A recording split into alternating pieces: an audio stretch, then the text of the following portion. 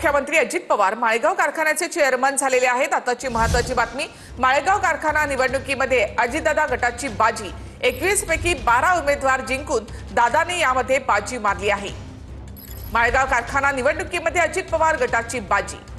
अजित पवार स्वतःच या कारखान्याचे चेअरमन झाले।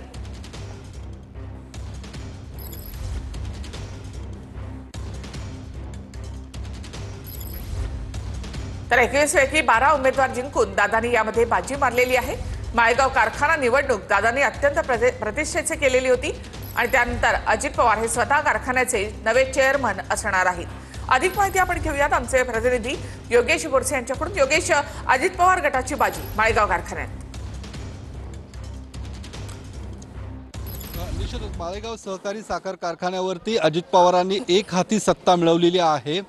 मागच्या पंचवार्षिकमध्ये अजित पवारांची सत्ता होती आणि ती सत्ता कायम ठेवण्यात अजित पवारांना यश आलेलं आहे। कारण संपूर्ण राज्याचं लक्ष माळेगाव सहकारी साखर कारखान्याच्या या निकालाकडे होतं आणि ज्या पद्धतीने एकूण 21 उमेदवार अजित पवारांच्या निळकंठेश्वर पॅनलमध्ये होते, या 21 मध्ये 12 जागांचा निकाल आतापर्यंत लागलेला आहे। ज्या 12 जागा अजित पवारांच्या पॅनलचे उमेदवार हे विजयी झालेले आहेत।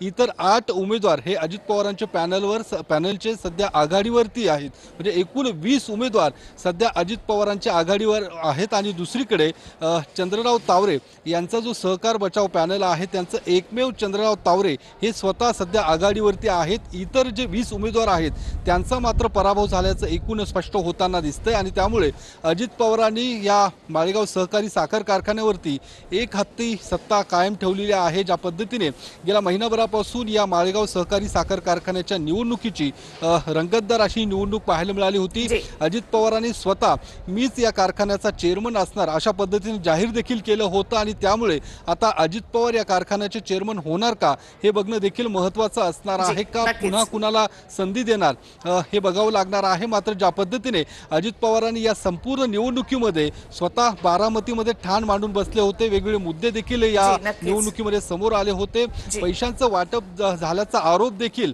अजित पवारांच्या पॅनलवरती झाल्याचं आपल्याला पाहायला मिळालं।